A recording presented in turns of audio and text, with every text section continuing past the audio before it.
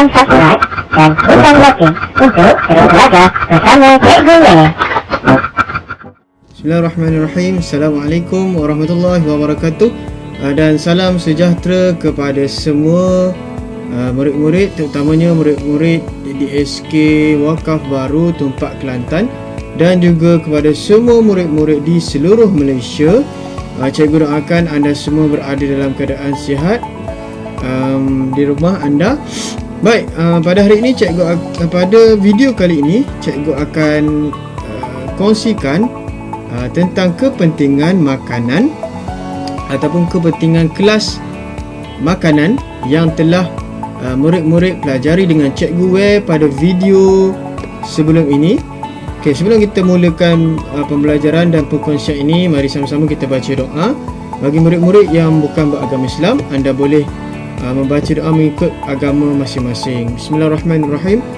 Allahumma aftah alaina hikmataka wa anshur alaina min khazaini rahmatika ya arhamar rahimin. Alhamdulillahi rabbil alamin. Baik, masih ingat lagi tak murid-murid tentang kelas makanan yang telah kita pelajari? Yang ada berapa kelas makanan? Baik, kita akan tengok kembali sedikit tentang kelas makanan yang kita telah pelajari. Okey, kita back balik. Cuba murid tengok di belakang cikgu ni. Nampak kan di belakang cikgu ni, yang pertama sekali karbohidrat, yang kedua protein. Nampak protein? Okey, protein. Lepas tu lemak, kan, mineral, vitamin, lawas dan juga air. Okey, boleh nampak ke tak boleh nampak?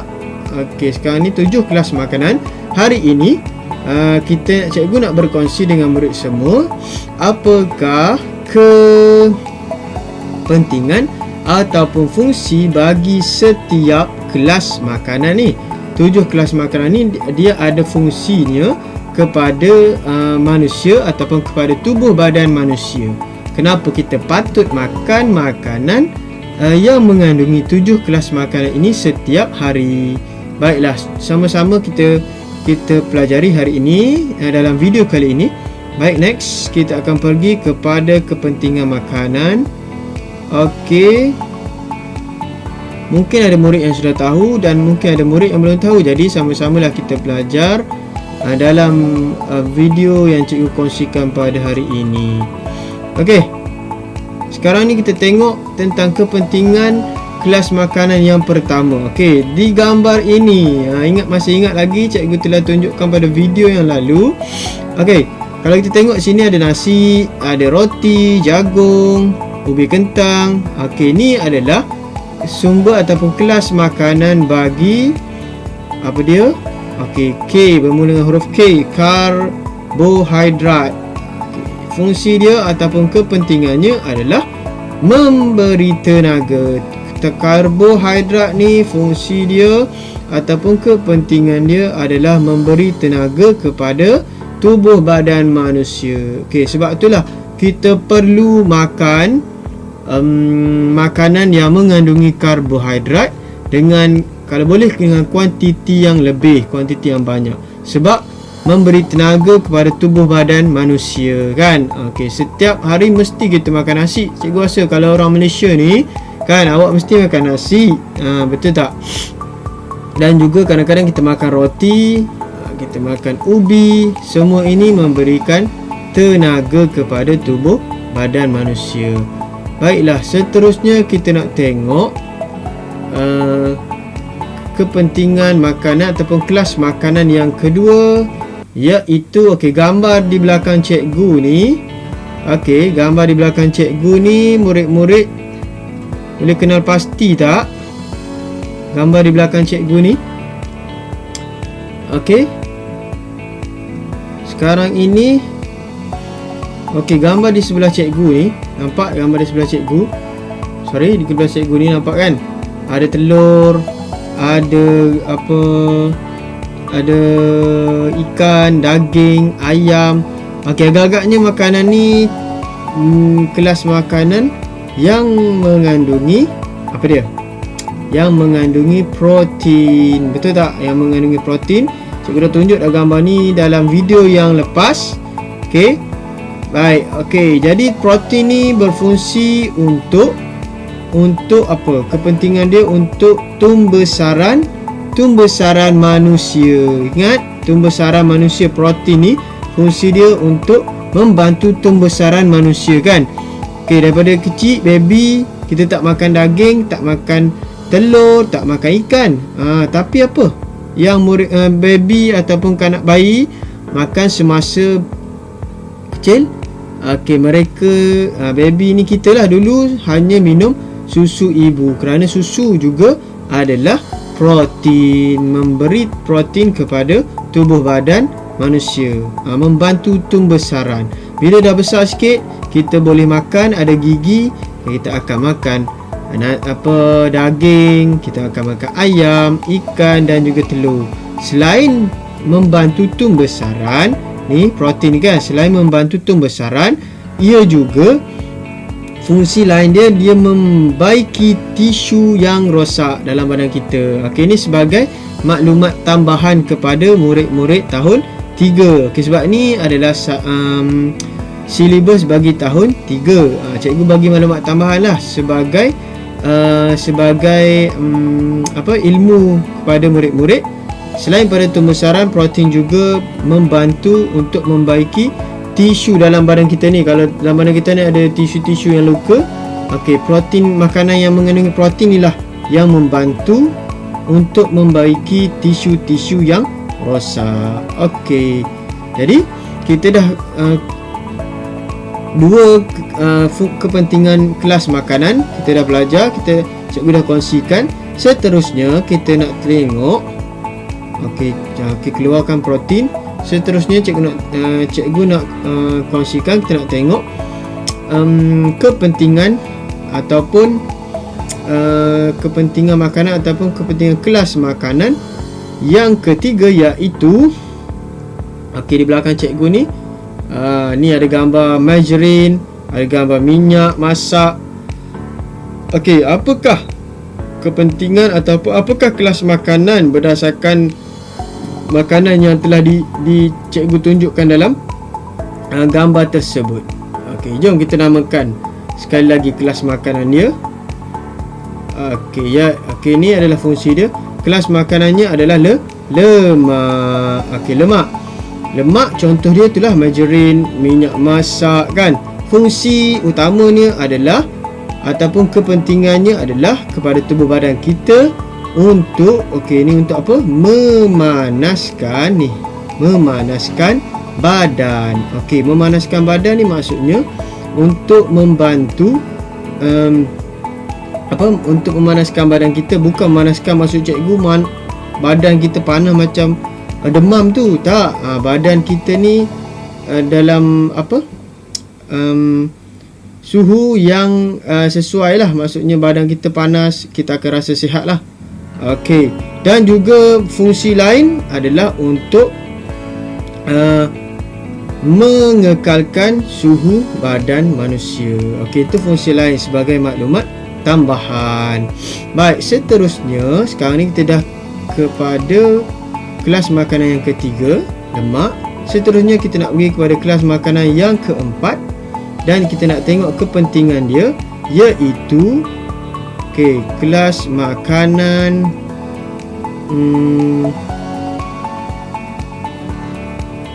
kelas makanan mineral. Mineral. Ini contoh makanan yang mengandungi mineral, iaitu coklat hitam dan juga ikan bilis. Ini contohlah. Fungsi dia adalah untuk menjaga kesihatan badan. Itu adalah fungsi dan juga kepentingan makanan ataupun kelas makanan yang mengandungi mineral. Penting untuk kesihatan dan juga menjaga kesihatan badan. Fungsi dia untuk memberi badan kita sentiasa sihat. Tapi macam coklat pun kita tak boleh ambil terlalu banyak. Seterusnya yang kelima, yang keempat kan. Kita tengok yang kelima, iaitu kelas makanan apa? Vitamin. Nampak tak belakang cikgu tu? Vitamin. Okey, kelas makanan vitamin, fungsinya ataupun kepentingannya adalah untuk menjaga kesihatan. Okey, vitamin fungsi dia untuk menjaga kesihatan badan. Okey, untuk pengetahuan murid-murid semua, vitamin ni ada berapa vitamin? Okey, ada A, B, vitamin A, vitamin B, vitamin C, vitamin D, vitamin E dan juga vitamin K. Semua vitamin ni ada fungsi dia untuk badan kita, kesihatan badan kita. Contohnya kalau kita makan tomato, buah tomato kan, dia baik untuk mata kita, untuk membantu penglihatan mata kita sebagai vitamin, dan juga dia adalah memberi kepentingan kepada kesihatan tubuh badan kita. InsyaAllah dapat mengatasi masalah rabun kalau kita makan sayur seperti cikgu cakap tadi, buah tomato.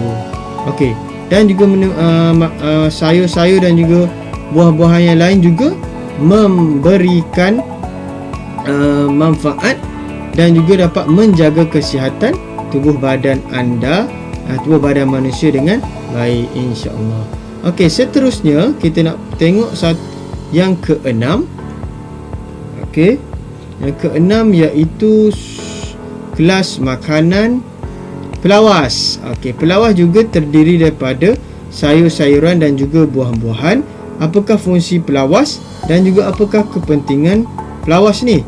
Okey, pelawas ni adalah penting kepada manusia, kepada tubuh badan manusia untuk mencegah daripada masalah sembelit. Okey, tahu tak apa masalah sembelit? Sembelit ni adalah masalah kesukaran untuk membuang air besar. Kadang-kadang najis kita tu, tinja tu dia akan mengeras dan susah untuk dinyah tinjakan ataupun dikeluarkan melalui dubur. Jadi untuk mencegah masalah tersebut, kita manusia perlulah makan makanan yang mengandungi pelawas. Okey, contohnya lah macam buah-buahan, nangka, buah nenas, betik, buah jagung, semua agar dia dapat memudahkan proses penyah tinjaan kita.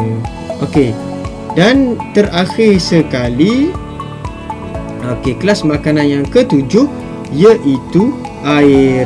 Okey, fungsi air ni, apakah fungsi air? Fungsi air ni adalah untuk mengawal suhu badan manusia. Okey, mengawal suhu badan manusia agar suhu badan kita ni, suhu badan ni stabil dan kita akan merasa sihat. Okey, untuk info tambahan kepada murid-murid tahun 3 ataupun murid-murid yang mengikuti video, menonton video cikgu ni, sebanyak 67%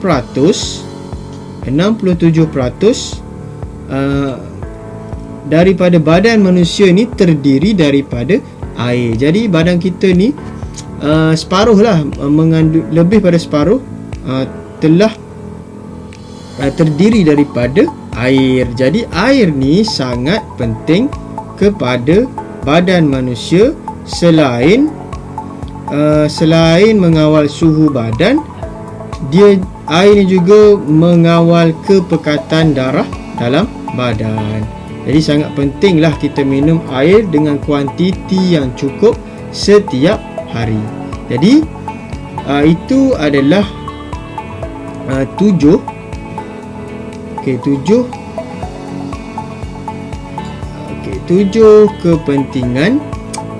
kepentingan dan juga 7 kepentingan dan 7 fungsi kelas makanan kepada tubuh badan manusia. Jadi cikgu harap dalam video kali ini murid-murid dapat mengenal pasti ataupun mengetahui kepentingan dan fungsi 7 kelas makanan kepada tubuh badan manusia. Okey, jadi cikgu rasa untuk video kali ini itu saja. Cikgu harap murid-murid semua dapat mengulang kaji di rumah dan juga dapat memahami tentang 7 kepentingan kelas makanan yang kita telah pelajari. Itu saja daripada cikgu. InsyaAllah kita akan jumpa di video yang akan datang tentang perkongsian sains lagi. InsyaAllah itu saja daripada cikgu. Okey, jangan lupa like dan juga share video cikgu. Itu saja daripada cikgu. Assalamualaikum warahmatullahi wabarakatuh. Bye.